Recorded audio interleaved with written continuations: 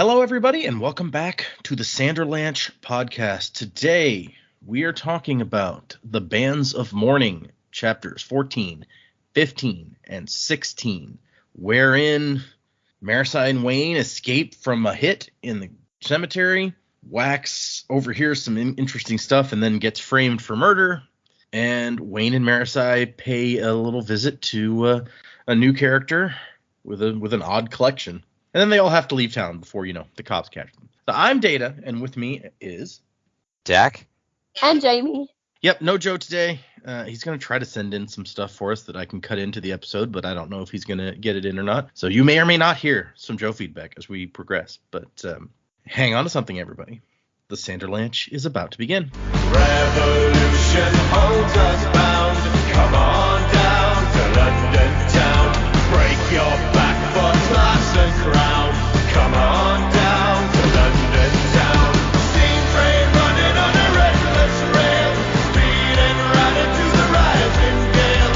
Shovel harder 'cause we're on your tail. London's bloody dry. So yeah, what did you guys think of the 3 chapters that we read this time? These were pretty fun. It still seems like there's a bit of setup going on, but there were a few fun little bits in here. Wayne impersonating Death. It had me going for a second there.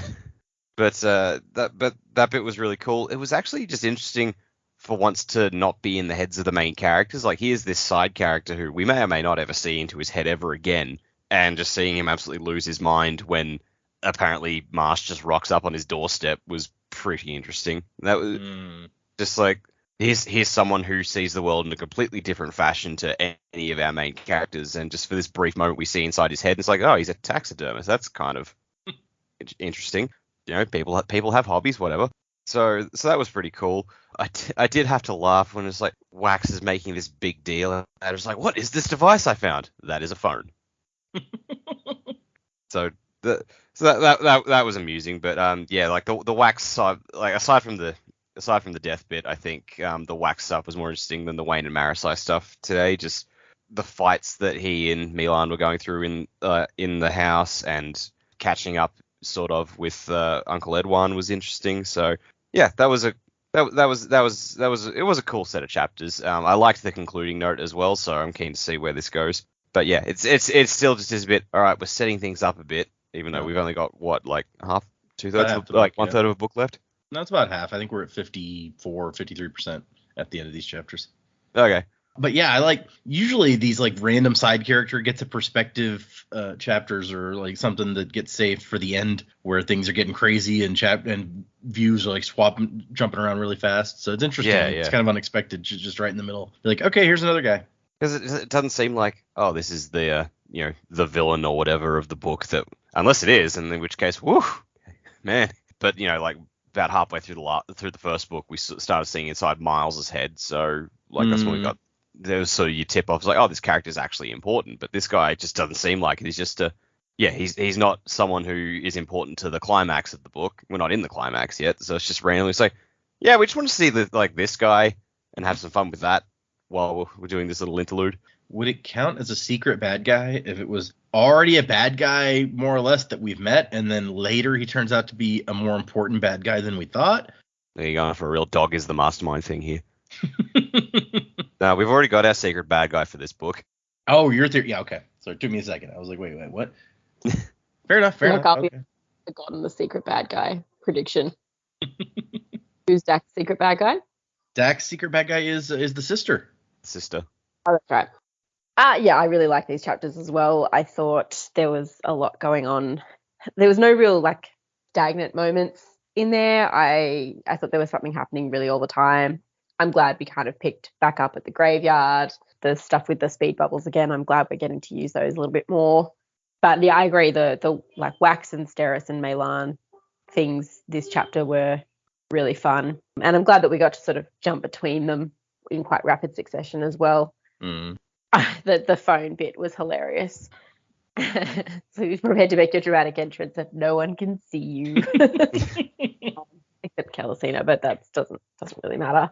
Yeah, I guess a kind of dramatic end to our part of the book, but I thought Wayne had some good lines in here. Yeah, lots of fun, lots going on. I would say this is probably among my favorite set of the chapters for the book, just in the thing, and I think it wasn't real stop-start or like, oh, what's going on here. I thought there was enough to sort of progress the story. You know, I'm really glad we got more Wax and Steris. I could read a whole book about Wax and Steris, honestly, and their relationship, but you know that he's sort of, you know, starting to feel for her, which is really nice. I think she deserves a happy relationship, not just an arranged marriage. So, right? Yeah. You pointed out that we get to the end of part 2 here, which I'd kind of forgotten that, like, so it worked out nicely that last time we had the nice cliffhanger, and this time we end on a natural stopping point in the book. I guess we don't always get that luxury. No, that's right. That's right. So it's a very good stopping place. I reckon you planned this out, Data. I just think just take it. No, that's given me more credit than I deserve. It just worked out nicely, so it's all good.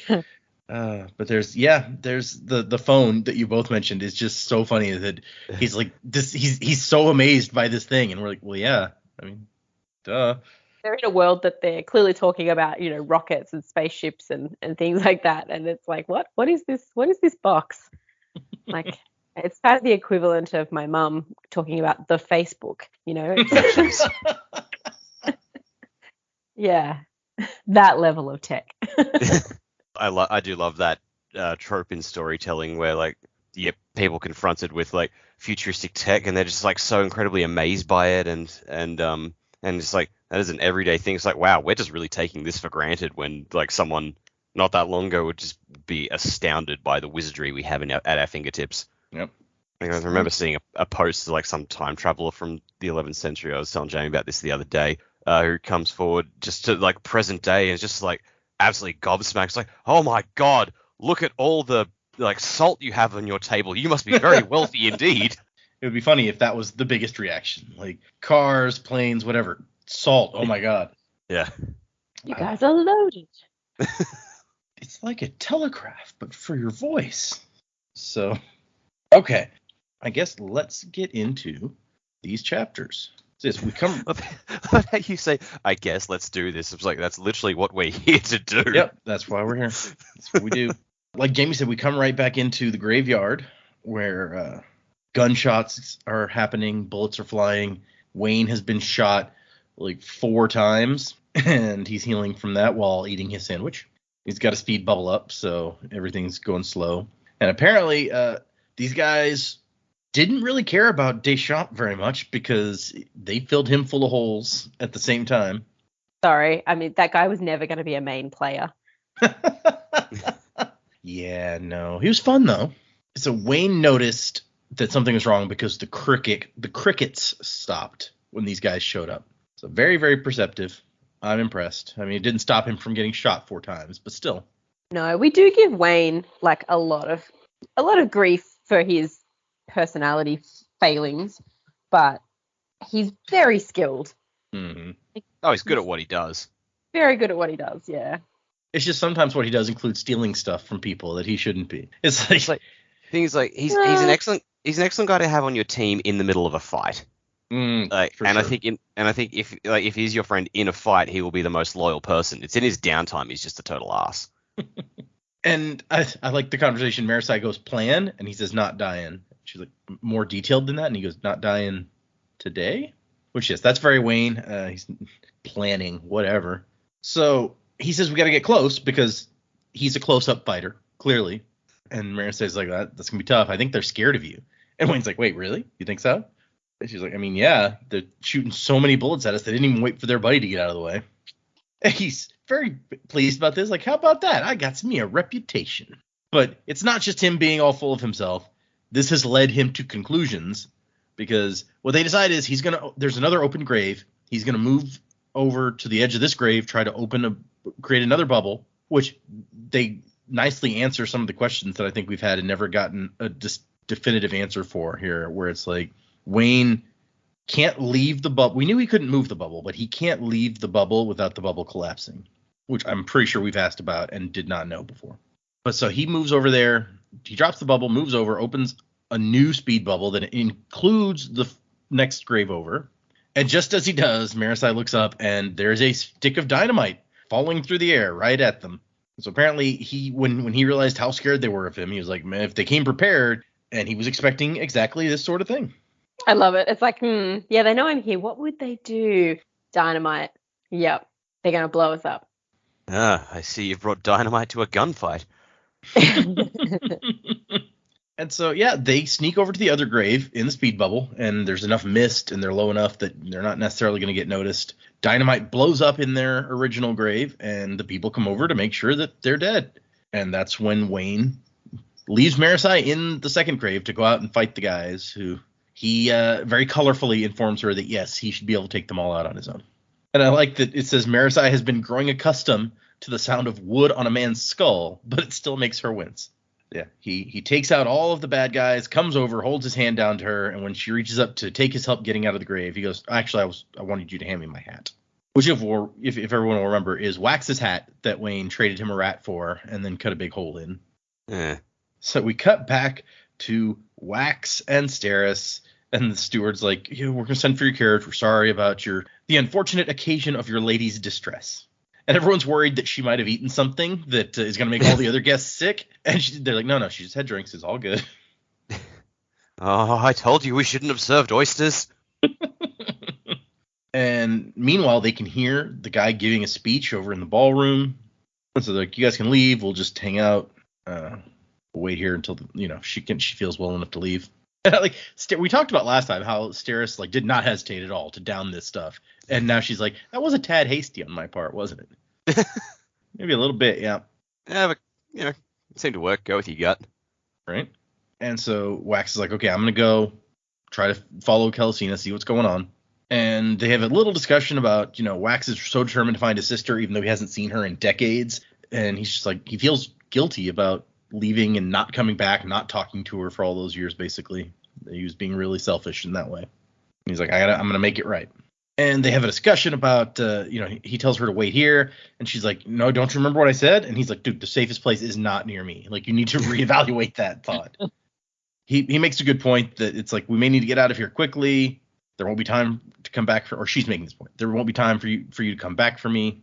Meanwhile, you can hear the guy who was mayor of Bilming, as they previously told us, making this speech about the people in Elendil and their tyranny. We won't stand for this stuff. This aggression will not stand. Exactly. And then as they she convinces him to take her. She's got some good arguments, and he gives in. And so they're walking through the house, and I like that they've got one of these waterfalls running through the house. And Steris will not let it go. No. Well, I think she's got some good points. She's just like, why would you do that? She absolutely does. That must be terrible for the wood. Why? Wax is having this introspective moment. It's like, Harmony's watching. Oh, we're going to a fight. And she's just like, fucking river in the house. What? Yeah. He's sitting here thinking, Harmony the impotent, Harmony the meaningless. And she's just still going, is that even sanitary? Why would you do that? Everyone loves a good water feature. They don't stop and think it through. So this makes me think, and this may or may not be a predicament. This might just be a dumb, I imagine towards the end of the book, it's Wayne will probably just, maybe he's more accepting of their relationship, and they decide to get married. It's all right, here's your wedding present, a giant fucking water feature for the house that runs through the whole thing. And Steris will be like, I fucking hate you. I mean, especially when he ruined their first attempt at a wedding. With water. Yep. Oh, yeah. Completely forgot about that. It all fits. Oh, my gosh. Water is the secret villain of this entire story. No, it's just Steris's arch enemy. I mean, she got thrown in a river before. Oh, that's true. Yep. So, yes, Steris is arch enemy. I like it. Wax has people Ape Manton, and Steris has, water. Steris is a firebender. Yeah, there you go. Steris just hasn't been able to predict anything involving water, so that's why she's against. Yeah, it's so unpredictable, that water. She's following around the local weatherman, harassing the shit out of him. He's like, is it gonna rain or fucking not? I wonder if they have people doing weather forecasting in this world. I mean, they got scientists that, I assume they've got meteorological studies going on.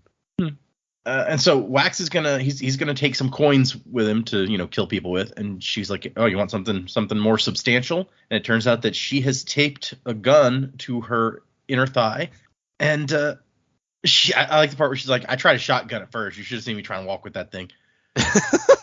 And Wax is just impressed by, he's like, it looks like she's used about 7 rolls of tape to strap this gun down. And she's like, I kept imagining it falling out and firing in the middle of a dance. I don't know if they even got to dance. Wax did, because he danced with Chris. Well, he danced. I meant the two of them together. Oh, yeah. And there's a comment where he's like, if this was a play, this is where someone would walk in on us. And she's like, what kind of theater are you going to? It's a very cute couple moment. I like it. Yep. And so we cut back to the graveyard. Cops have shown up. Everything's, a piece of dynamite went off, so half the city heard about it. Everyone's here now. And while Marisai's been dealing with them, Wayne has been searching the gravedigger's shack. Oh, hold on, you got to back up. Like the scene opens and he's snapping the legs off a chair, and Marisai's like, "Is that necessary?" He's like, "No, it's fun though." It's fun though, yeah. Like, all right, I'll give you that one. Things could be hidden in the chair leg. You don't know. I guess it depends on how thick the chair leg is, really. Yeah. And so the guys that they've caught, they don't know anything. They were just hired muscle. The ones who hired them mentioned Wayne's name, which turned out to be a mistake. And he goes, I'm famous. No metal in the grave, so the spike is no longer there if it ever was. Which makes sense because apparently somebody paid this guy off to say if someone came looking. So whoever did that probably took whatever it was. And finally, Wayne kicks a hole in the floor and finds a secret compartment with booze stashed in it. And Mary says, that's all. That's it, really? And he's like, what are you talking about? It's great. A fella likes to hide his booze well. He's like, we came here to rob graves, didn't get a chance to do that, so I'm stealing the dead guy's booze as the next best thing. And she's frustrated because they didn't find anything useful. And he's like, oh, well, I mean, there might be something in that account book over there that I found in a false bottom in the drawer. I mean, it's the first place I looked. But See, this is one of those things where it's like, Wayne, you're very skilled. You're very good at what you do. You're a dickhead because you didn't tell anyone that you'd found it. Far out. But then he acts smug about finding it as well. It's like, oh yeah, I found that first. Like, Yeah, okay, you know what you're doing here, idiot. it is funny that they hid the alcohol more thoroughly than the illegal stuff. I guess they proof that they're fairly low down the villainous hierarchy in that pecking they don't order. know how important what they had. Wayne thinks their priorities are good. So, there's that. Yes, but Wayne's own priorities are shit. Yep. And so this is a ledger that records not just like Deschamps stuff, but everybody who works here. All the illegal stuff goes into this ledger so the boss can keep track. And there's a note about that one plot that's like, if anyone comes looking to investigate this, send to me immediately. And so she's like, okay, we got another stop to make. And here we go with another broadsheet page. Let me try to bring this up on my phone where I can actually see it halfway decently. It's really just additional pieces of stuff, mostly additional pieces of stuff we've already seen, but there's some interesting little. There's one I was particularly interested in the middle of the page. Which one? The play? No, the talking metal. Yes. Oh, yep. Okay. Do your metal tools speak to you? And I love the little illustration with a hammer saying hello. Hello.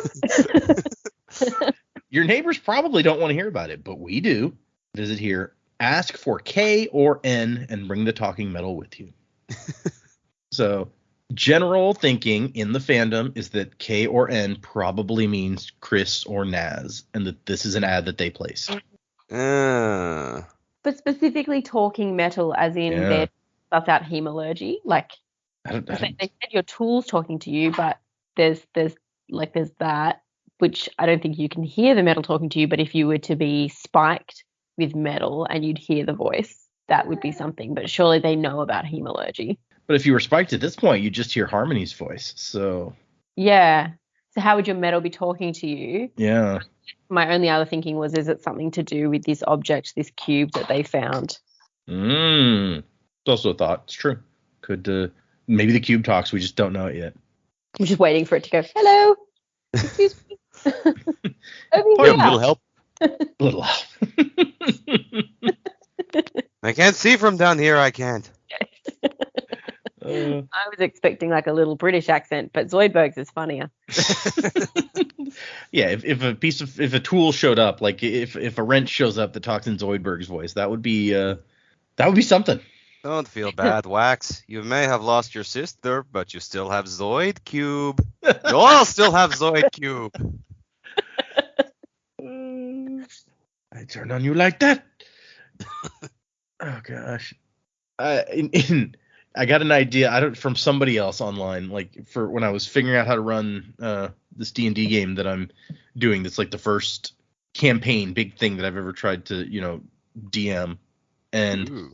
I got an idea from somebody somewhere, I don't remember who, online about like there's a thing called a weapon of warning, where it's like the sword or whatever weapon it is can talk to you and tell you when somebody's about to surprise attack you, so you can never be surprised. But Sort of. Spidey sense. the idea was that it's like a defective one, so it's either it's dumb and ignores things for certain reasons, but it's also at the same time like way oversensitive to things, where it's like, watch out, oh my gosh, there's a step there, you have no idea, you could have died going down, like if you tripped on that, pay attention. Oh god. So it's just I've got all sorts of hilarious ideas for how that's gonna play in and annoy the crap out of people. It's gonna be fun. So that's all that to say, that's the first thing I thought of when it was like, does your metal tool speak to you? That sword's gonna get sold, you realize. Yeah. Okay, we also have drink to the health of Elendel, which that's all that we saw before, and so it sounds positive until you read the article where it's like, drink this whiskey that's never sold in Elendel. It doesn't pass through the lion's den, and they don't tax it, and it tastes all the sweeter because of that. No money has gone to line the tyrant's pockets. Support your local business. Yeah, basically. But In fact, no one is wishing Elendel well or good health in this particular spot. Nope. There's a little looking for adventure. Basin Bill is looking for you. Hundreds of cities were lost in the final ascension. Magical artifacts, riches, and fame can be yours. I don't know that there's any magical artifacts in any of those cities. I'm just saying. The Final Empire wasn't a time of a lot of magical artifacts that I recall. Lord Rule basically just hunting them down. But I mean, legends can come from anywhere. Right. And Anyway, I like the Don't shit on the dreams of Basin Bill. He's got a great name. Yeah. It is good, right? And he's just recruiting people to go out on adventures. I feel like Basin Bill really should be like a plumber. Nice. I like that. Yep. Maybe, this is just something he does in his spare time. Plumbing is his true love. Jared can call him and go, have you been to Lady Kelisina's house? Do you know there's a river here? Like, Yeah, I installed it. You're responsible for this atrocity? But I think the political cartoon is really well done. Like, I like the art on it. I like The Lion and the Eagle. the lion and the eagle, and the lion looks like he's starving, so he's like trying to steal liberty and prosperity and fortune from the outer cities that are represented by the eagle. It's very nicely done. Yeah. And we get a little more on the ghastly gondola.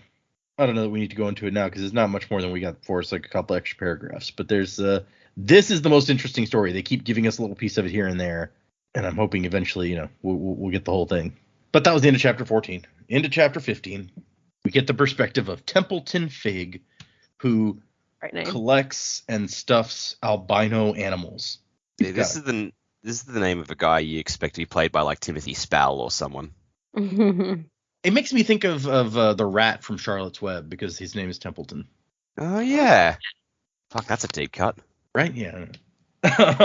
But yes, he's got it's a weird collection. He's got his most prized, the white crow, and the note that it's like, oh yeah, people are always trying to like sell him fake bleached white animals, and you can spot a fake easily at this point. I mean, I'm not really into, the whole taxidermy thing. It gives me the heebie-jeebies a little bit. But that does sound like a pretty incredible collection to have a whole bunch of, like, albino animals. Like, not that it's my thing, but it sounds like you work really hard at pulling that together. Right. Like, if that was your thing, then that could be quite impressive. Yeah, he's committed and he knows what he's about. Yeah, there's worse things you could be collecting. You're not hurting anybody. I mean, if that's what you like, you do your thing, man. I mean, he is hurting some people because, he's a criminal and stuff, but not with his collection. That's fine. But yes, then, he's also a jerk to, I guess, his wife. Like, she's like, hey, when are you coming to bed? And he's like, later. Leave me alone. Leave me alone. I got to be with my dead animals. My albino squirrel and my suckling pig and okay. I did enjoy a little bit like how this was written though, that it's like he's trying to focus on something. He's like, but does it look better there? Like, I'm like, oh, I feel that in my own times. You're doing something, you're like, hang on a minute, does that look better? No, back to my original thought. It's also interesting considering like his hobby is taxidermy, which is a hobby kind of rooted in death. And then the whole premise of this is he gets visited by who he thinks is death. And he's apparently, got his fingers in this whole graveyard business. So it's really a whole theme that's happening here. He's really into dead stuff. Type of person. Yeah. Probably be looking at him as, future serial killer material. Yeah. It's Dexter. It's fine. He is in on the whole Trellish stuff, because when he realizes something's going wrong, he goes, "Oh, Trell's body," or something. Yeah, he says Trell's, or thinks Trell's soul. Yeah. Oh, yes. Yep. It's a good point. I didn't really pick up on that. I mean, I saw it, but I didn't think about like what it could foretell there. Interesting. So yeah, like if Uncle Edwan is into the Trellishness, and it's clearly spread down his ranks into even this guy. Yeah. So as he's looking at his thing, trying to decide where his squirrel looks best, the fire just stops moving, and he's like, "Wait, what the hell?" And then the door bursts open, and the dead gravedigger falls into the room. Which I want to know, like, what did Wayne and Marisai say to all the cops hanging around to be like, "Hey, can we borrow that body just for a little bit?" Well, I mean, we'll put it somewhere you can find it, promise. But we need to add it to his collection. It just must have been a strange conversation. But so that distracts him, and then there's something at his window. Turns around, and there is a rasping voice, and he looks at the window, and death is there, cloaked in black, metal spikes protruding from the cowl of his hood. "I'm dead." "No, you die when I say." "Oh, Harmony, honestly, you're not." See, he says Harmony here, so He's just keeping his options open. Yeah, playing the field. This like the guy from The Mummy. Yeah. This did have me going for a bit. I'm just like, oh my god, is Marsh actually back? Are we going to get some... Oh, wait, no, okay. I was about the same. I was like, oh my god. I was like, yeah, finally. Active role for him. I was wondering if the freezing flames would, like, tip you guys off to, speed bubble happening or whatever, and you'd think that it was Wayne. But the first time I read it, I was just like, what is happening here? I just assumed like, Marsh has all these powers. That's yeah, true. I mean... In hindsight, you go, okay, yeah, Wayne. And I think when the fire froze, I was like, yeah, that sounds like a speed bubble. And then I was just shocked by being Marsh there. So, yeah. But now, if Marsh is really going to show up and be dramatic, I think the fire would go out, not just freeze. Maybe. Yeah, true. I wonder if Marsh has speed bubble powers, because that wasn't a thing that they did back in, like, the Final Empire days. Like, those metals either... they hadn't really been discovered, or the Lord Ruler knew about them and just didn't tell anyone. But, I mean, Ruin would probably have known, and he was controlling Marsh, so I wonder. Yeah, you'd think they would have used it. But right? he'd also he would have had to find someone back then who was a misting of this metal that there's no way they could ever have used, and spiked them to get that power. Well, I mean, all right. They could have... What is it the rules of hemalurgy said? If you spiked a Mistborn, you could... get one power from them. So if you're taking a Mistborn, it's like you might be losing out on some options, but you could steal the power from them. That's a good point, and could be worth it. Yeah. But then, of course, you need to have a spike of that metal. You need to have... I don't know if I'd have to go back and look at the hemalurgy chart. I don't know if it has to be the metal that you're taking necessarily. I don't know. Okay. Yeah. Anyway. And so he's like, oh God, no, please. And Death is like, you have something of mine, a spike. He's like, I didn't know it was yours. I'm so sorry. We sent it by courier to Dulcing. And he's just begging and pleading, but Wayne's got the info he wants, so he disappears. And Deschamps's corpse is still lying there, and Templeton just is in a whimpering ball on the floor, basically, when the cops show up a minute later, or a short time later. And so I didn't mention, but it's like he demonstrates that it's a spike he's missing by showing he has a spike in one of his arms, and there's a bloody hole in the other arm where another spike should be. And so afterwards, Marisai's like, you didn't actually have to cut a hole in your arm. And Wayne's like, yeah, you got to be authentic. Which at this point, it's like, there's no point telling Wayne anything. It's like, you didn't have to do this, because he's going to go, well, yes, I did. So it's like, at this stage, Marisai, just give up. Method acting at its finest. Yeah, for sure. And I like that he's created this this contraption of wires that holds two half spikes in front of his eyes, so it looks like they're sticking through his eyes when he's got the cowl on. It's like those old toy headband things that you just put on your head so it looks like an arrow's like been shot through your head. It's basically that. Right. And Wayne is like, hey, how did my accent sound? I mean, I'm trying to figure out how Death would sound, So I try to go really old and kind of grindy. And Marisa's like, no, actually, he's really articulate and not grindy, and I've never really heard an accent like his before. And Wayne's like, wait, can you do it for me? And she says no, and he's like, well, next time you meet the guy, tell him he's got to come talk to me. I gotta hear what he sounds like. Why? Invite Death over for a drink. Yeah, right. Just to hang out, have a chat. I don't know if Marsh would like Wayne. I get the feeling Marsh would not like Wayne. He never really seemed the type to put up with a bunch of shit. I mean, had to from his brother to some extent, but he was kind of a serious guy. Yeah, I feel like Kelsey and Wayne would probably get on. Yeah, I can see that. And honestly, I think Wayne would get along really well with Ham. Sure. Because like they would just have their conversations and whatnot, and like I think that would go really well. Marsh, yeah, no. Or Dachshund, probably not. Yeah, he'd probably just get drunk with Breeze. So yeah, sure. Anyway, he says he needs to know for next time, and she's like, how often do you think you're gonna have to imitate death? And Wayne goes, that was the 4th time so far, but you can never tell. And Marisai has heard of Dulcing. It's a little farming settlement. She knows because there was a landmark water rights case there. Oh, Steris is going to be pissed. Yeah, right. Why would the set want it? And Wayne goes, maybe they like their tomatoes real fresh. I know I do. Okay, thanks, dude. I went, that's it. Good job. And then he chews some gum, and he's like, I've had a good night. Dynamite, a fight, some free brandy, getting to scare the piss out of some guy. So Wayne's enjoyed himself. Thanks for Wayne. That sounds like a pretty good time. Yeah, exactly.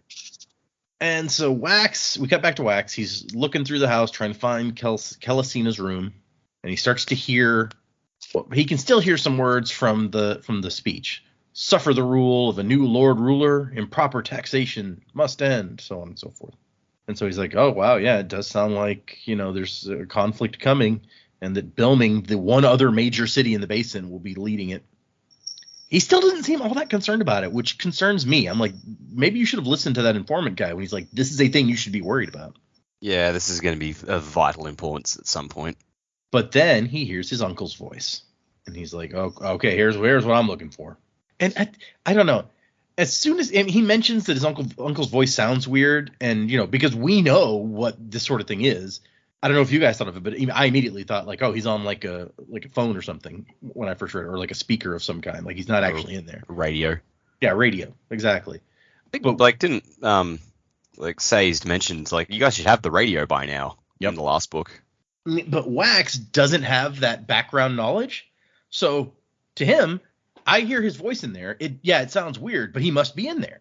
And I'm just like, it never occurred to me that your uncle was going to be in there. Not after we heard that his voice sounds strange or whatever. But Wax just never had a doubt, and it's just a really interesting perspective there. And especially because everything that he says, that his uncle says, gives this impression that he's somewhere else. He's like, why have you interrupted me? You know the importance of my work. I think he says a line at some point, it's like, I can't be here or something. Like there's a line that he says in there that's like, I'm too busy to be here. I've got to be somewhere else or something like that, which also makes it sound like he's actually in the room. Yeah, he says something about like, I haven't time to hold your hand on this. I need to be off to the second site. Okay. Yeah. But in the same sentence, in the same section, he's like, if he's at your party, then you're not doing something right. And I don't have time to hold your hand. I need to be off. And I'm like, well, but you're at the party too if you're in the room, right? Or you're just... Anyway. Apparently, they've been setting up diversions intentionally to draw Wax off. So that includes the train robbery, apparently. So first, I like Suit's suggestion. It's like, you're not trying hard enough. Kidnap one of his friends and leave a letter supposedly from one of his old enemies. Challenge his wits. Draw him into something. He can't resist a personal grudge. And she's just like, dude, the train robbery didn't work. What about that? Wasted vital resources, important connections I'd spent years cultivating. So I guess she had a relationship with these bandits or something, and she feels that went to waste because of what happened on the train. So you promised if we attacked while he was on board, he wouldn't be able to resist investigating. So the people sending these guys to attack the train knew Wax was there, but we determined from the way they attacked the train that they didn't realize that Wax was there. So I guess nobody told them, which, maybe mentioning that there was an Allomancer who could probably kill you all would have helped out, but who knows? And Suit says recovering the device was worth the risk. And she says, you mean the device that Irich immediately lost? So that makes it sound like they hit the train specifically to get something. Maybe the cube? Because then it says someone immediately lost it, and we know that the cube was lost to Marisai. So I think that's the most likely interpretation. I don't know. Do you guys have a different thought? I mean, possibly, like there was something else in the safe that they were still going for after they threw the cube around, didn't they? Yeah, I think so. Yeah, so I don't know if there was a couple of devices there, and yeah, the cube is the main one, but there was other stuff on there that they wanted as well, so it wasn't a total write-off. I don't know. I feel like if they're looking at something that they are then immediately lost, the cube to me was definitely the front runner of the items, and it's also then something that we know our protagonists have. Mm-hmm. So I guess that's good. So they've got something they want. It's either something to bargain for later or time to start digging into what that cube actually is. Good point. Yeah. But there was also the conductor said that they were setting up some kind of device, and then when Wax got there, he was like, "Oh, the device was just a bunch of dynamite." And I don't know, Joe or somebody it's like, "Oh, the guy didn't even know." He's like, "Oh, some device," and it was a thing of dynamite. And I was like, "Or wait, was the dynamite the device that was being talked about? Now that we know there's some other device." And Kelesina says that guy shouldn't. That one, well, I guess she's referring to Irich, shouldn't be trusted with important missions. He's too eager. You should have let me recover the item. And Edward's like, "Oh, I know my nephew. He's probably still itching to go chase those bandits. If he's at your party instead, then you aren't doing your duty properly. And I don't have time to hold your hand. I have to be off to the second site." And so Wax is like, "So the train was a distraction. And how many other things? Like, my uncle really does know me too well. How many of the other things that I've chased down have been plants or intentional distractions? Is Ape Manton even really in New Saran? Probably not." And Suit's like, "Okay, well, you have the opportunity to get the device now. I don't know what you're complaining about, really." And she's like, "Well, it wasn't in the things he checked at the party. Did you really think that he was going to check some mystery device at your party?" But they have a staff on the hotel, or a spy rather, on the hotel staff. So they're going to search his rooms. And this is where Wax is like, "Why does his voice sound so much smaller than Kelesina's?" And that's probably where it hits for me, where I'm like, "Oh, duh, that's what's happening here. He's on like a radio." Yeah. And then the most interesting piece about the device is that Suit is like, "Find it. It's only a matter of time before they accidentally use Alamancy near it." So I was like, "Oh, okay. Now we've got some info." And then she gives us some other information about the state of things, where I've been like, "You should be worried about this civil war." And she's like, "Hey, this guy's going to have the entire basin ready for a war," completely ignoring the fact that Ellendale has us outmanned and outgunned. And I was like, "Oh, they do? Okay, well, that puts it in a different light." Yeah. Which we found out, I don't remember if it was earlier in this book or in the previous book, about like how that town Bilming built all these new like battleships, and the people from Ellendale were all sarcastically like, "Oh, what are you going to do with those? There's nobody for us to fight." And so I thought that might indicate that they were more powerful, but she seems to think that Ellendale still has them outgunned. Well, I guess if Ellendale just has the sheer weight of numbers and industry. Yeah, it's true. And then it turns out that she presented the Conjurer's spike to Suit and said that the Conjurer was dead. And now she's like, "Oh, that shapeshifter must have told him, oh, you let it escape?" And she's like, "You said it had been destroyed." And she's like, "Oh, yeah, we might have assumed too quickly." So now he's a little bit pissed off at her. Yeah. And so then, as he's getting prepared to go in, there's a knock at the door, and it is the steward who's like, he was sent word that Burl, who was watching for Alamancers at the party, sensed some metals in this direction being used. And Edward's like, "Where's Wax?" And the steward says, "Well, his fiance got sick, so he took him to a guest room. And where is he now?" And so Wax can't pass up an opportunity like that. He just drops in, and he's like, "He's right here." Very dramatic. Yep. There's the Kelsia moment. Yep. Except he's a bit disappointed because while everyone's gasping and shocked, Uncle Edward is not in the room. There's just a little box on the table. And he's like, "Good to hear you. I hope I presume your entrance was properly dramatic." I love that line. I thought that was really cool. Yeah. Yes, I know you. As much as, Uncle Edward is a bad guy, and he's like just so stuck up and full of himself, I love how sassy he can be, both here and in the previous book where Wax has the conversation in the carriage with him. It's just, he's kind of fun. Yeah. And I like, he's even like, "So how is Lady Harms? I hope her ailment was not too distressing." Like, he's so he's just like, "Yeah, let's have a little chat. It's all good." And even he's like, "So yeah, there was somebody killed on that train, right? Did you look into that?" And Wax says, "You're trying to distract me." He's like, "I am, but that doesn't mean I'm lying. I found telling you the truth is a better method in general." You should look into. I do love that. I do love that little thing. It's like, you're trying to distract me. Well, yeah, but that doesn't mean what I'm telling you is untrue. I'm just He's that like, much of an asshole. Absolutely trying to distract you. But if you look into the dead guy, you're going to be impressed by what you find. So yeah, that's a very, he's dangling an interesting piece of information there. I want to know about this dead guy now. Wax is like, no, I got to stay focused. But I don't want to stay focused. I want to know. And so Suit says he's away on matters of great import. I offer up Lady Kelesina as a measure of my condolences. And so he's like, Suit's like, I'm afraid I'm going to have to do something drastic, something that will divert you for sure. What are you going to do? It's not what I'm going to do, nephew. It's what I'm doing. And so something smashes into him, and he looks up, and the steward has grown to incredible strength and size. She is a ferrochemist, a brute, and he holds up his gun at her, and she smacks it out of his hand and hurts his wrist. And then she picks up the gun and shoots Kelesina with it.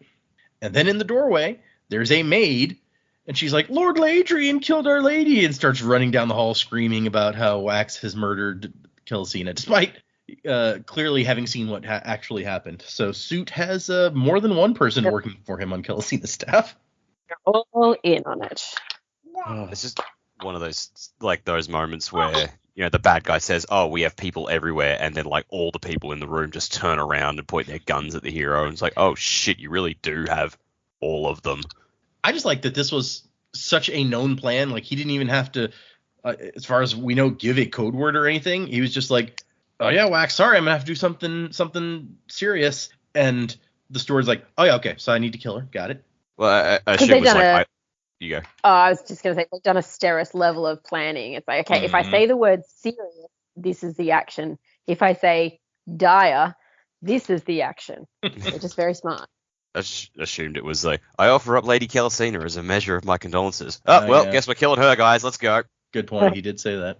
And I think my favorite bit is when Wax is like, you bastard, towards the box. And his uncle knows exactly who he's talking to. He's like, no, that's patently false, Waxilium. You have a clear understanding of my parentage. And then he's like, better be careful, nephew. I've told them to kill you if they can. And Wax is just like, I want this box. We're going to investigate what this box is. He's very determined to take it with him. And so he tries to escape. He's running down the hall. There's some guys with aluminum weapons, which he's like, oh, this is one of Suit's kill squads. He's always giving them aluminum guns, damn it. And so he's trying to escape, running through the various hallways. Here comes that terrorist woman again.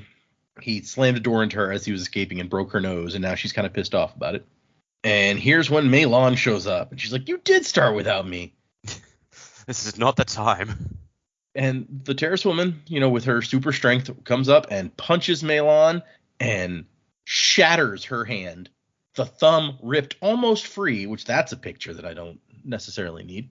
Yeah, and And Meilon reveals that she has a metal skull, and she's like, be careful what you punch. And then she rips her forearm off and has a blade and shoves it through this terrorist woman's chest. And she's just like, man, I love this body. This is pretty cinematic. That's like when she ripped her arm off to have a blade there. I was like, holy cow, that's very cool. It is very cool and very disturbing at the same time, which is the Condra all around. Very cool. It's like that lunatic from the Shang-Chi movie, Razor Fist. Oh, yeah. That guy's messed up. Yeah. I mean, yeah. He's always been one of those people in the comics who's like, how is this guy a thing? How does he bend his arms or whatever? How does he go to the bathroom? But at least in the comics, he's got two blades instead of one. So Meilon didn't make that mistake. I was watching, I think it was one of the pitch meeting things for Wolverine, X-Men Origins Wolverine, where it talks about how after they do whatever they do to Deadpool for the big fight at the end of the movie, he's got these big swords that come out of his arms. Oh, that's right. Yeah. And the guy's like, but how does he bend his arms when the swords are in? And the pitch person's like, hey, shut up. It's like, I'm not going to answer that question. It doesn't have to make sense. But it turns out that her entire skeleton is made of aluminum, which, geez, that's expensive. So it's got to the point, anytime anyone mentions anything aluminium in these books, I'm just like, how do you afford that? Yep. She says she's had some centuries to save up, so it's all good. Yeah, that's fair. So, was it Fry checks his bank account after 1,000 years, and he had a few bucks in it, but the interest has made him a millionaire. Yep. And so I think that this is also a very cinematic moment where it's like Wax, these guys are coming. Wax flips around the corner, grabs the guy's gun, and puts a coin on his chest so he can push the guy into the other guys, flips the gun over in the air, and then shoots all 4 of them with 4 quick shots. And the first bullet pulls to the left slightly, so that allows him to adjust for the next 3 shots. And he comments on Meilon and how she just ripped her arm off. He's like, no, it goes right back on, see? And then, so they're going to escape, and she offers to recover the guns that he checked. He's like, can you actually? That would be awesome. Okay. And he finds in the terrace woman's hand a bracelet that looks, like a metal mind. It's a very heavily invested metal mind, in fact. And he's like, was Kelesine a terrorist? And Meilon's like, how the f would I know? So they're going to get out of here. And he goes and finds Steris, who crawls out of a shrub. And she's like, how'd it go? And he's like, I think I accidentally let them implicate us in Lady Kelesine's murder. And Steris' response is, bother. But as we find out later, this was page 17 of the book that she gave Aunt Jin. It's like, framed for murder. So she's like, look there, that'll tell you what to do. Like, I already gave you instructions for the situation. So, yeah, the rest is really just mopping up. Although there is a great moment where Wax pushes them up above the clouds, and Steris has always liked the flying through the air thing, and she's just like, when you're up above the clouds and you can see the night sky, it's just so beautiful. And he starts having like feelings looking at her and kisses her, and it's a very, very sweet moment. I like it a lot. Yeah, that was nice. It is. I also like the name they've given for the area above the mists is the Ascendance Field. I thought, ooh, I like that. That's really cool. That is. Yeah. So yeah, they get back to the hotel where Wayne and Marasai are hanging out, and Wayne says, how'd it go? And Wax says, and immediately goes to pack, and Wayne's like, oh yeah, we're leaving, guys, come on. They kind of exchange what they found, and Wax has to admit that Wayne and Marasai got the better information, so he gives them some money. Can I bring these peanuts when we go? And I like, Steris is already packed, and Wayne's like, you got that from me, didn't you? Being packed. You could never have thought of something like that on your own. It's like, what are you going to trade me for it then? Got to have something good to trade when you take stuff. Another idea seems worthy. Yeah. How about you shut up? There's an idea. But yeah, my favorite section is like, as they're leaving, she's like, frame for murder. It's page 17 of the list. Don't let them harass our servants too much. And so then fuck the servants. They've left town, and Wax is thinking about Harmony, and he's still very bitter there. And him and Meilon have a discussion about what they need to do. Because Wax is like, look, word gets out that I killed this nobleman at her party. It's just that could be the thing that starts a war. And I might be able to prevent it if I can get home and explain what happened, and we can get out ahead of this. And so he's like, I need to go back. But at the same time, he doesn't want to go back. He wants to go after his uncle. But that's exactly why his uncle did what he did, because, like, it's Wax's responsibility at this point to go back and protect people from a war by trying to get ahead of this thing and stop it before it starts. And like, it's like the police didn't chase them out of town. They realized they didn't have the resources to hunt someone like Waxilium Dawnshot, which, yeah, okay, a little full of yourself, but fine. And so he makes his decision, and he goes, no, we're going to Dulcing. We're not going back. And Malin's like, I see you found a different perspective based on their conversation earlier. And he's like, not yet, but let's see if Harmony dares to give me one. That's very dramatic end to part 2 there. I liked it. Yep. I think for everyone, if Joe does send his thoughts about the chapters, I will put them in here. Brief pause to allow for that. Otherwise, insert what dialogue?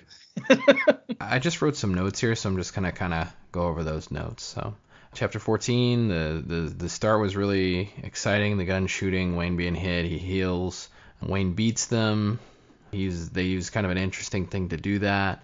I was a little shocked that they killed Deschamps, honestly, but I guess the way they talk about it kind of makes sense. And then, of course, we go back to Wax and Steris. After Steris threw up, Wax is angry at Harmony. I think I wrote that down several times in my notes because they make several mentions of it.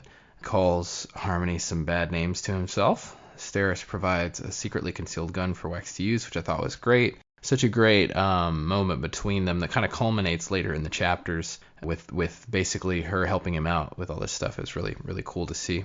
Wayne and Marasai, they had hired goons after them. That's who was trying to kill them, and they find a ledger of the grave robbing information and that there's a boss to find in the graveyard. So that's the end of that chapter. It was a fun chapter overall for sure. And so then we go on to chapter 15. We've got this guy Templeton Fig, and I really like that it's just this one. And I mean, maybe he does come back, but I really like that it's just this one chapter from his, or one part of this chapter from his perspective. We find out that he runs the graveyard, and he mentions Trell, so I assume he's a follower of Trell to some extent. And I love this. Maricye and Wayne using Iron Eyes to get information out of him, and then they put the constables onto him.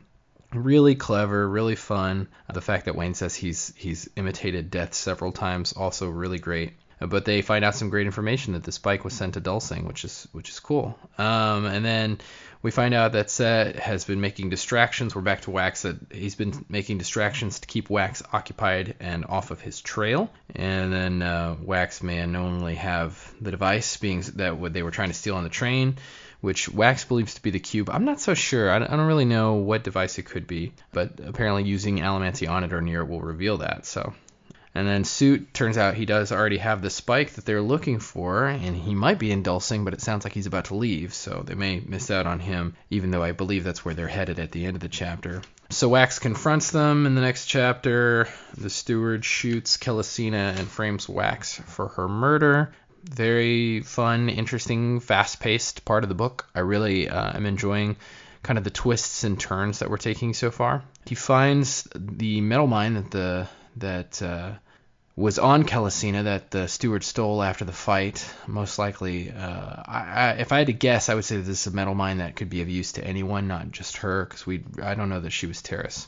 And then, yeah, the kind of nice moments that we've had between Ceres and Wax so far kind of culminate in a kiss while they're getting away, and that's just a really nice moment. I feel like we've been kind of wanting something like that to happen, so it was nice to kind of get that moment in the book. I really thought that was good. It was, I would say, it was earned. You know, it wasn't forced or something that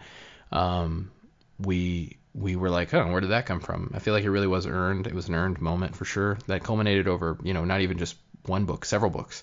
So it was nice. It was a nice moment. And then we flashed to Wayne reading a book. And this was probably the most interesting thing to me in the whole chapter. He talks about the book and about how it's about like 7 convicts and they fly off to a planet and try to get treasure and stuff like that. And I thought to myself, this is so interesting. He found this book. Could it be some book about a story that actually occurred in the Greater Cosmere? That was my little wild theory for this week. I wonder if that is something that that book has to come back, right? That'd be so cool if it was just kind of a throwaway line and then it comes back. So I'd be interested to know if in fact that book is something more than what it appeared. Let's see. Steris prepared for the murder framing when they leave the hotel they were staying in, or the lady's house they were staying in. I loved that moment. That was so funny. It was just awesome, really. That's the note I wrote. I wrote awesome. And then here again I wrote Wax hates Harmony. But this is something that I kind of want to talk about more in depth. Hopefully we talk about it in another episode, since I wasn't there to talk with everyone else about it. But it's there's a lot of negative feelings towards Harmony in this moment. And I think we touched on this a little bit before, but it's Wax has all these negative feelings. It's okay for him to hate Harmony. It's okay. And I think another big thing is Harmony can take it. Harmony can handle Wax being upset with him and hating him for what he did. And it's okay for Wax to hate him. It's not a bad thing, even if Harmony is God in this situation. It's okay to be angry with Harmony. So I really like that they kind of keep bringing us back to this, and I assume we're either going to be, this is my long-term predictions. I kind of been just making little predictions throughout this. So my long-term hope is that things will come to a head either one way or the other with Harmony. Either Wax is going to go back into the fold and kind of get back on good terms with Harmony, or he's going to go the other way and it's going to be a complete depart. But I think we kind of had our departure at the end of the last book, so I think maybe by the end of this one we'll be back in kind of, not to be too punny, but we'll be back in kind of a harmonious place with Wax and Harmony. So that's my big prediction probably coming out of this. I do also predict that they're going to go to Dulcing, but they're not going to find Suit. Maybe they'll find traces of the second site, or where Suit's headed next, because I do think that maybe when he was talking to Kelisina that he was actually in Dulcing at that moment. but that he'll move on. And so the end of these parts is that they ride off to Delsing. So I'm looking forward to what happens next. This is going to be a departure because we were in Elendel and then we went to New Saran, and then we didn't stay in New Saran long. They kind of got chased out of town by the framing. So they're on Suit's tail hopefully, and I'm excited to see what happens next. But we'll have to wait for that until next time. So okay, let's do. We're pressing close on our time, so let's do predicaments. What do you guys think? Where are we going for part 3? Okay, so they're really banging on about this war in Elendel and the war of Elendel against the other cities, and I was like, so I'm not sure. It's like they're making it really obvious that Wax has to go back and sort it out, and so his choice to not go back seen as very dramatic. But like, what if that's like the ultimate misdirect? Is like Suit is making it so obvious that he has to go back, so that Wax is naturally drawn into not going back when that's actually what he should be doing. It's like, I don't know, Suit is has played him so well, and like maybe that's just more of him playing him, but like it gets to like so many levels down of like who's playing who at that stage. You just struggle to wrap your brain around it. So I don't know if that's the case, but I was like, it's still a possibility that this hunt they're going on now to Dulcing is still in fact another misdirect of Suits to keep Wax from where he's meant to be. As for, Wax makes a note that, Edwin knows him too well considering he's barely seen him. So he has to have an in somewhere, and I don't know where.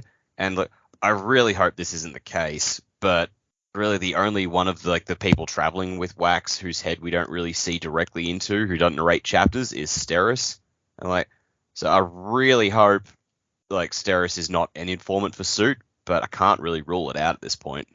That would be dramatic, a big reveal. That would be, especially because now their relationship is really starting to improve to the point where Wax is starting to find he actually genuinely does love her. But as I said, I don't want it to be the case, but I can't rule it out. Level of secret bad guy that's not what we've hit before. That would make me really sad. Oh yeah, me too. I don't know about secret bad guy, but forced informant. Sorry, what were you saying? Yeah, I hope you're not right, but just thinking it through quickly, it's possible. Yeah, because you think Suit has been manipulating things since before Wax came back to Elendel, so it's entirely possible when Suit was busy engineering his, making House Ladrian a bit impoverished, so Wax would have no choice. Maybe he did the same thing to Steris's house, so that they would be in a position where they would be she would be the best option for him to marry, and then he'd have her on the inside. She might be doing it under duress, but How many level puppet strings going on? Yeah, that's a lot of foresight. He has suggesting pre-kidnapping. Yeah. Oh yeah, because she did get kidnapped. That's But yeah. After his first wife turned evil or whatever, that would be a whole new level of beating on Wax. That would suck. Oh yeah. As I said, I don't want any of this to be the case, but it's possible. So that's where my head's gone. Just but yeah, the thing that really set me off on that was Wax's note that Suit knows me way too well for someone I've barely seen in 20 years. I'm so how does he? It's either it's this or Trell has given him some insight powers. And when you're really hoping the enemy god has empowered the bad guy and that's the better option, yeah. So we'll figure that. So that's the first thing I had. The other thing is I mentioned a while ago that I think they're going to come across the bands of Mourning earlier than they think, and they're not going to scrutinize anything too heavily. So I haven't actually mentioned that since we brought that up on that earlier episode. So I'm going to double down on that now and think, okay, I'm not going to say either of these are in fact the bands, but it's let's keep an eye on them in case one of them turns out to be. So the cube could the magical device that does crazy shit around Allomancy. It's hey, maybe that's the Lord Ruler's spikes reforged into something else and imbued with some Trellish power maybe or something. I don't know. So it could be the cube, or it could even be the missing spike they're chasing. It's it's actually everyone's oh yeah, there's this Cantor lost his spike. We need to track it down. It's maybe that's the misdirect. The spike they're chasing isn't the Candors at all. It's the Lord Rulers. That's interesting. Okay. Yeah. So don't have much to go on for either to say it's one or the other, or it might be something else, little metal. But I said I'm going to scrutinize everything they find, like small innocuous objects. So I was like, I'm just going to keep doing that.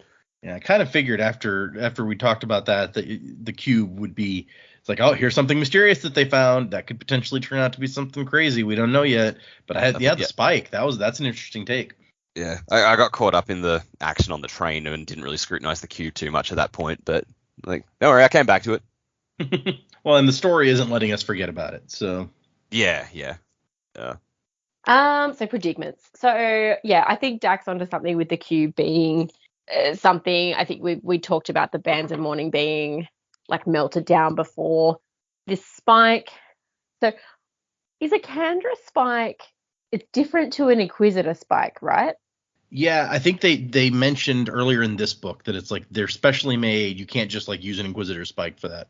Yeah, like are they different sizes? Because in my head, I always thought that the Kandra spike was much smaller than an Inquisitor spike. I don't know if we know, but yeah, I agree that in my head that's also the way I see them. So maybe they said that at some point and I'm not remembering, but I agree that that's how I picture it.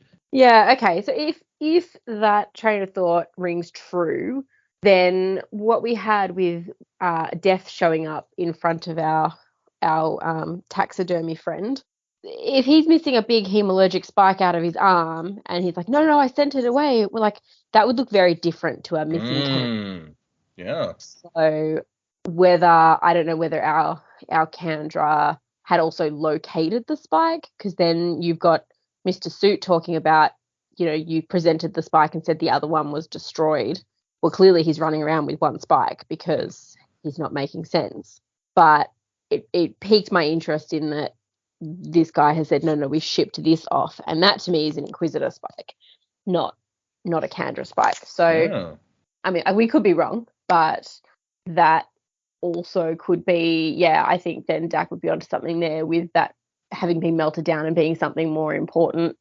I was thinking too, that the little bit of the story with the tools talking, I realized that it might just be an ad and it might not go anywhere, but I was like, is there some metal that's talking to people out here, or someone can hear something? Is there a power that we don't know of that you could actually almost get this information out of the metal minds? Like Wax can sense that this band that he picked up off Kelesina, that it's heavily invested and that it is a metal mind.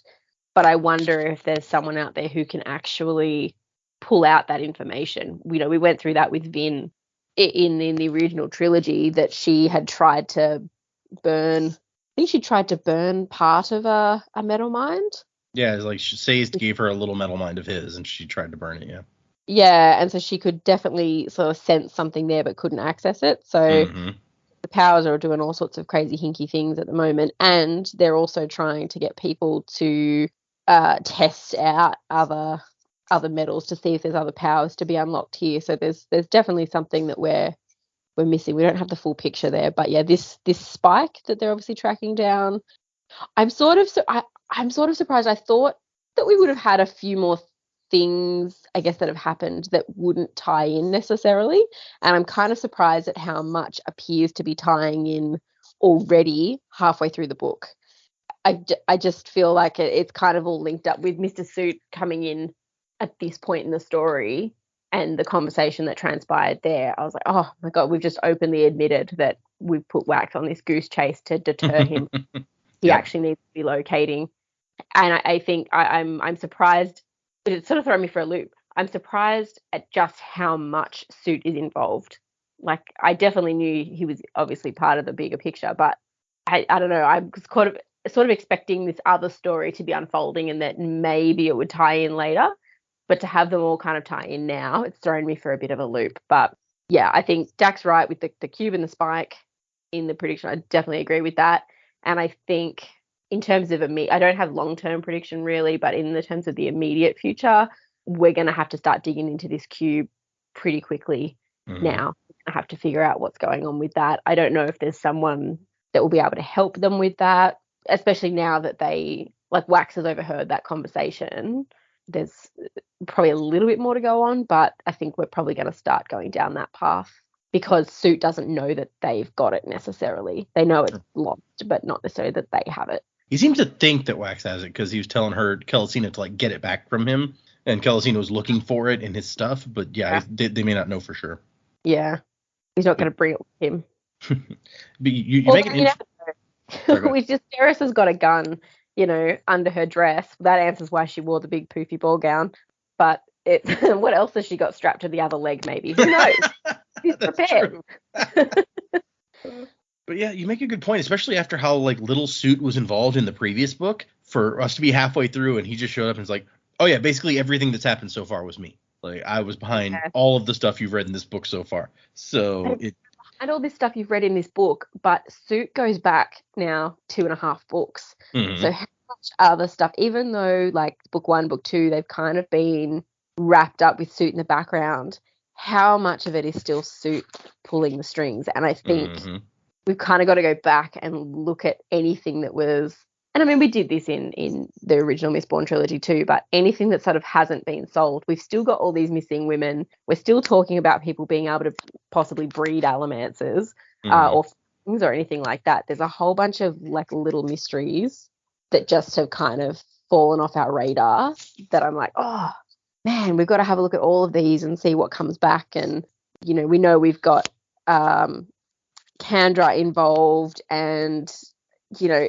who's posing as who and all the stuff with like my mind is just kind of a buzz at the moment with the possibilities that might happen. So I'm hoping that in the next couple of chapter sets we kind of get a little bit of a direction, but it's Sanderson. We're not going to know until the end, that last probably 6 chapters of the book. Right. That's when it will fall into place for sure. Although this is also, we're learning like not the end of this particular. That's true. Yeah, we got one more book after this. We're thinking it's all going to get wrapped up, but who really knows? Yep. It could all get wrapped up and something completely new happen, or nothing could get wrapped up. There's all sorts of possibilities. Exactly. There's always another secret. It's so true in these books, isn't it? Yeah. Okay. Well, I guess we have a bunch of emails, but we don't have a bunch of time left today. So what I'm going to do, and Joe's also not here. We have one new review, but Joe's not here, so we'll save that for next time. I'm going to read one quick email just to get our list down a little bit, and then we will finish up. Sure. So this email is from The Worst Mailman. It says, new listener with you, many thoughts to keep to myself. What's up? I've recently discovered your podcast, and I'm super glad that I did. I'm furiously trying to catch up, but I just finished listening to episode 22, which is the 3rd episode of Well of Ascension, and I had enough thoughts that I wanted to write in. Joe absolutely nailing Orsor's identity totally floored me. I actually gasped out loud. Dude should be a detective. I'm really looking forward to seeing if y'all ever come around on Spook, but if you don't, I'm really looking forward to y'all's reactions to High Imperial in Era 2. I don't know if you still read this on the show, but if you do, I'm excited to hear what you all say in a month when I actually get current. Cheers. Enjoy the next 100 episodes of Spook Hate. Yeah, if we ever come around on Spook, it hasn't happened yet. So, but there were definitely some reactions to High Imperial as well. So I hope you enjoyed those. That's been a bunch of episodes even since then. So, hi from the future, the worst mailman. Your email made Dak laugh. That's what really matters. So yes, if anyone would like to send us emails, the address is thesanderlanche@gmail.com. You can find us on Twitter and Instagram and Patreon and all sorts of fun places. Anywhere interwebs type things happen. And now I'm turning into Sal from Futurama. It's just adding S to the end of everything. For next time, we are reading 2 chapters, chapters 17 and 18, because chapter 17 is quite a long chapter. So if you're following along, those 2 for next time. No patrons. Like I said, we have 1 new review, but we'll save that for next time when Joe is here. And 2 new chapters. Yep, that's it. So thank you, everyone, for listening. We really appreciate it. Music by Miracle of Sound. Yeah, music by Miracle of Sound. I was getting there. It's okay. You kept saying, it's like, is that everything? I think that's everything. I'm like, it's not. Honestly, I had forgotten until the moment I started to say it. I was like, all right. But you were right on it. So it wouldn't be an episode of Sanderlanche if we didn't almost forget to credit. It's true. It wouldn't be an Joe's episode not here. Someone had to do it. Yeah. It wouldn't be an episode of Sanderlanche if we didn't forget something at some point. But yes, thank you, everybody, and wuzzing to the time of next. Colo?